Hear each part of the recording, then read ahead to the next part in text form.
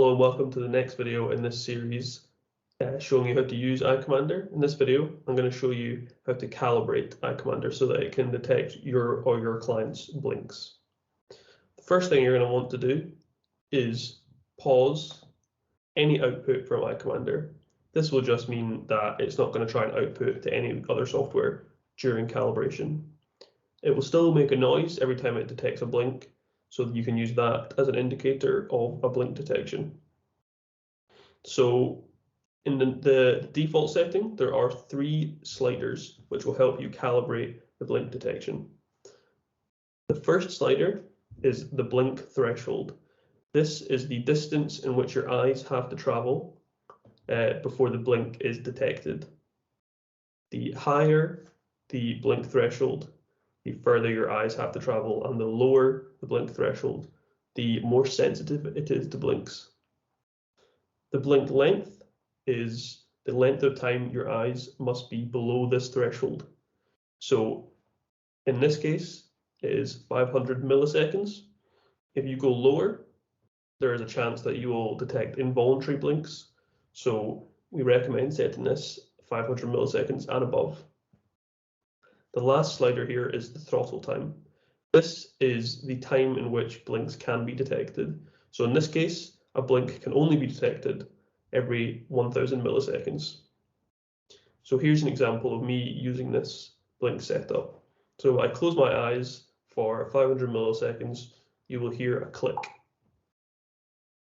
So here's an example of me using this setup. If I close my eyes for 500 milliseconds, you'll hear a blink. And again. Now, if I keep my eyes closed for 2 seconds, you should hear 2 clicks, because then the throttle time will have been reached.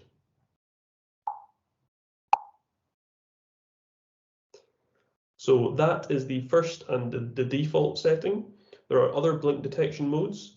If you go into your settings,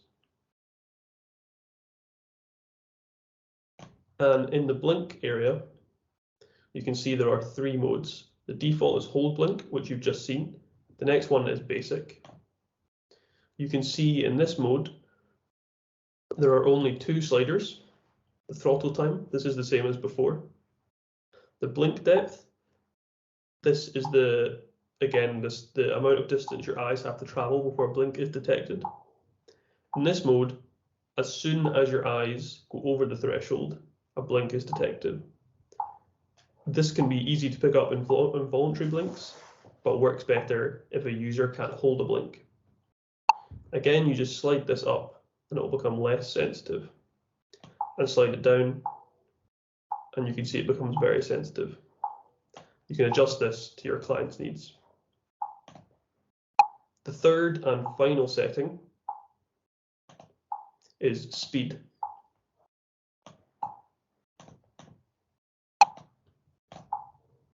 This tracks the speed in which your eyes move from open to closed and not the distance. So if your user cannot move their eyes far, but they can move them quickly to indicate a blink, then you should use this mode. Again, the throttle time is the same as before. Blink speed can be adjusted, so you have to move your eyes faster if you increase this slider.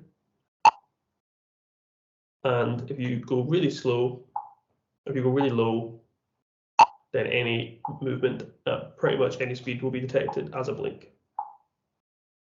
We recommend you use the hold blink mode because this means that you can ignore involuntary blinks by asking your user to hold their eyes closed for longer. Therefore, they'll have more success.